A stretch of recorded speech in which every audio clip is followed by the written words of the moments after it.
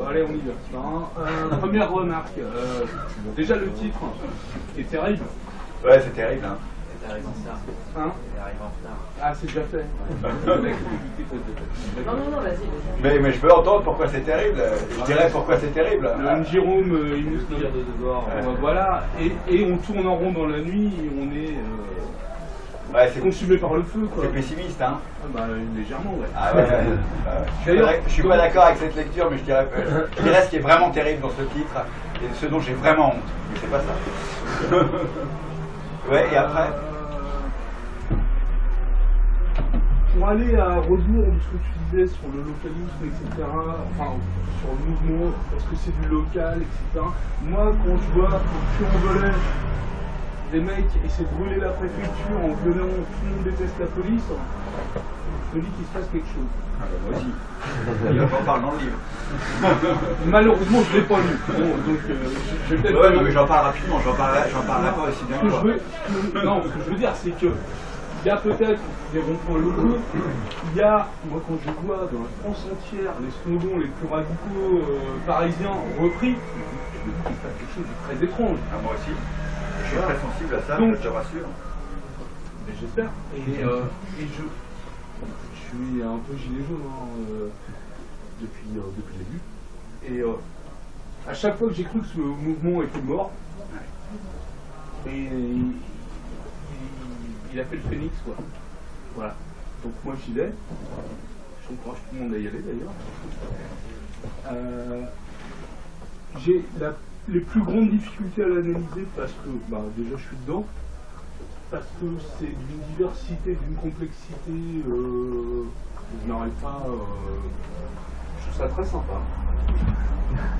Bah non, mais c'est con à dire, mais moi j'ai eu du plaisir. Dans ma vie, je me prends la gueule, les gens sont cool. Là, qu'on était 400 en août, je veux dire, bon, maintenant tout le monde commence à se reconnaître. L'histoire des FAF, bon, ils ont disparu.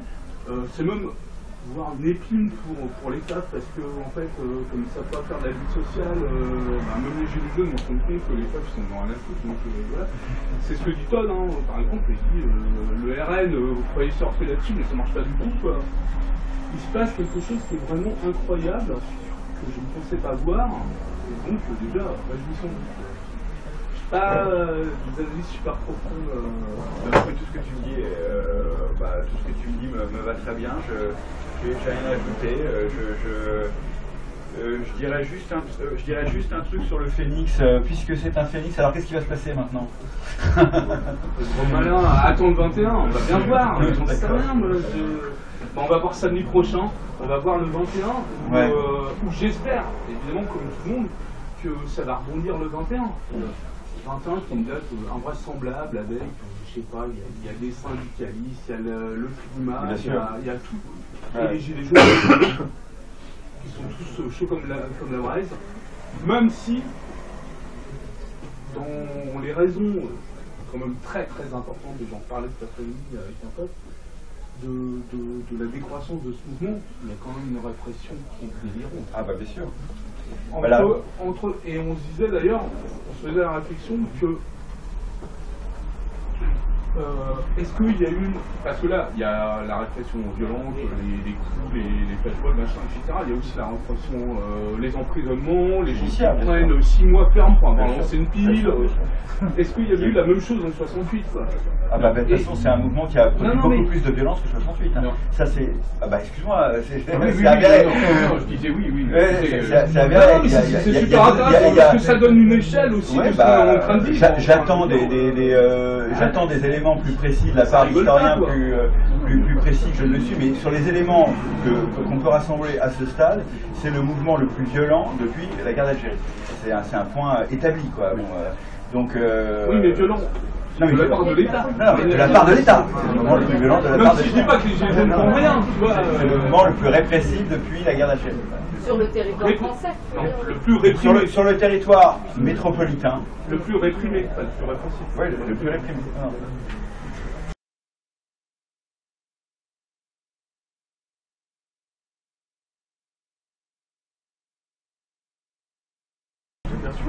À la question, disons, justement de la réponse gouvernementale.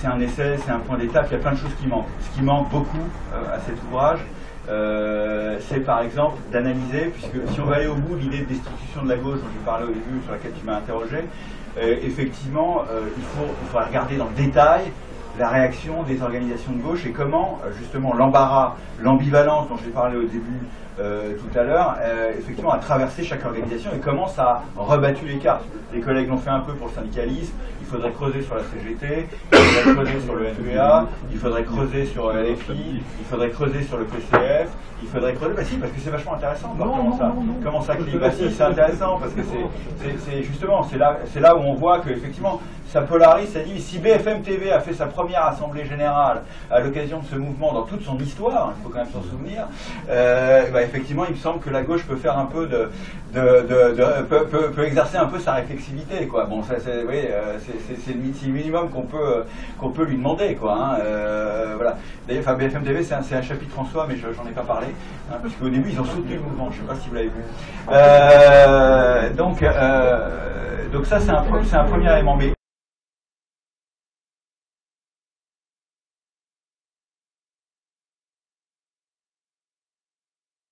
ce que je veux dire, c'est que j'ai essayé alors, bon, évidemment, là c'est vraiment, disons, très hypothétique, mais c'est, en même temps, c'est pas non plus une élucubration pure. C'est que j'ai essayé parce que la répression, c'est pas une nouveauté dans l'histoire des mouvements sociaux et des réponses étatiques. Ce qui m'a intéressé, c'est l'articulation, ou plutôt, je dirais, le jeu entre, disons, répression et grand débat. Hein.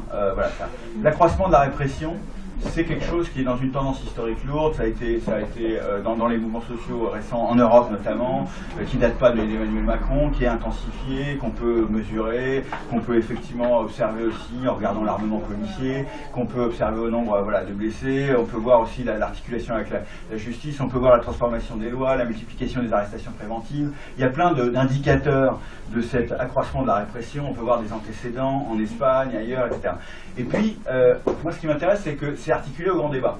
Donc c'est articulé à, disons, une parodie de participation. On pense qu'on veut de la participation, mais même les spécialistes de la démocratie participative disent que c'était pas un dispositif participatif. Donc effectivement, on a une parodie de grand débat, une parodie de participation qui fait quoi? Qui construit ce que des collègues appellent un contre-public, c'est-à-dire des bons citoyens qui acceptent de parler contre des mauvais citoyens qui sont violents avec tous les guillemets. Et donc du coup, donc on divise la population en deux pour voir si on va effectivement diminuer le soutien de la population qui, je le rappelle, était à 80% au début du mouvement. Donc moi ça m'intéresse cette tenaille, disons, répression-participation. Parce que c'est pareil, la mise en branle d'un dispositif participatif à l'échelle nationale, c'est quelque chose qui est, si ce n'est dans les tuyaux, en tout cas présent depuis longtemps dans les dispositifs de gouvernement à l'échelle locale, précisément. Hein, et là, on retrouve une ligne, à mon avis, de conflictualité future. Hein, surtout, qu'est-ce qui va se jouer autour du participatif localement, hein, son refus, son infiltration, son détournement, ou au contraire, son acceptation.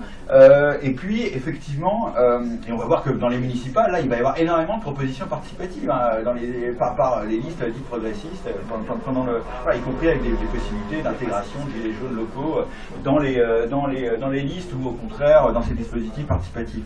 Donc il y a un front là, qui est un front hyper fort. Et donc du coup, mon point ici, c'est de dire voilà, il faut penser les deux. D'un côté, la carotte de la participation, de l'autre côté, le bâton de la répression. Et la carotte de la participation, dans l'histoire des carottes, parce qu'il y a une histoire des carottes face aux mouvements révolutionnaires, aux mouvements radicaux, c'est quoi? La carotte d'habitude c'est de la thune, hein, c'est du fric. Milliards. Voilà, bon, mais là il n'y a plus de milliards, donc on n'en veut pas. Il y en a, mais on ne veut plus les donner. Hein, donc il y a des politiques d'austérité. Donc on ne redistribue pas de l'argent, on redistribue la parole plutôt que de redistribuer de l'argent. Et en plus on ne la redistribue pas aux gens qui veulent la prendre, on la redistribue à d'autres. Hein. Donc effectivement je parle disons d'une transformation de la carotte, que j'appelle pas carotte, du côté, disons, d'un glissement qui allait de la redistribution, disons, monétaire, qui appartenait, disons, à pourrait dire, disons, à la régulation des États-providence, ou plutôt d'État capitaliste sous son modèle, disons, fordiste d'État-providence. Cette régulation étant morte, et ben effectivement, on redistribue la parole au lieu de redistribuer les dollars. Bon voilà, donc mon hypothèse, c'est que ce couple-là, et d'ailleurs pas plus tard que cet été, chers amis ou chers camarades, ou voilà, ben évidemment, ça a été vérifié. Qu'est-ce qu'on dit? Réforme des retraites, oh là là, ça va mal passer, qu'est-ce qu'on fait? On va organiser un deuxième grand débat. Bah, eh ben, merci les gars. Et donc effectivement, on voit très bien que c'est une tendance forte, quoi. C'est-à-dire que redistribution de la parole, répression accrue, division interne de la population entre ceux qui veulent parler et ceux qui veulent garder leur parole pour parler autrement. Bon, ben voilà, on est dans cette configuration-là, et je pense que c'est une configuration forte du néolibéralisme autoritaire, pas seulement en France, mais dans beaucoup d'autres pays. Et j'en veux pour preuve, et je finis là, j'en parle pas beaucoup dans le bouquin, mais des collègues en parlent mieux que moi. J'ai des collègues qui travaillent vachement sur le participatif, c'est très à la mode dans la discipline à laquelle je suis rattaché. Tout le monde veut travailler sur le participatif, etc., dans toutes ses formes. Travaille sur la Chine. Qu'est-ce que font les Chinois qui, comme vous savez, pratiquent le néolibéralisme autoritaire aussi, mais là, bon, c'est plus ancien. Effectivement, ils développent des dispositifs participatifs locaux, et c'est un des trucs qui les intéresse le plus. Ils importent comme des malades les procédures participatives locales. Donc bon, voilà. Et par ailleurs, vous savez qu'ils pratiquent la répression pas seulement à Hong Kong. Donc du coup, bon, si on le pratique dans le nouveau centre du système monde, qui représente effectivement, en quelque sorte, le nouveau modèle de gouvernementalité à l'échelle mondiale, parce que c'est le nouveau centre, et ben effectivement, on le pratique de manière dégradée dans une semi-périphérie comme la France. Voilà.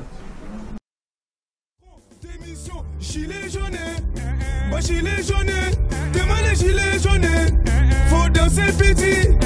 Gilet jaune, moi gilet jaune.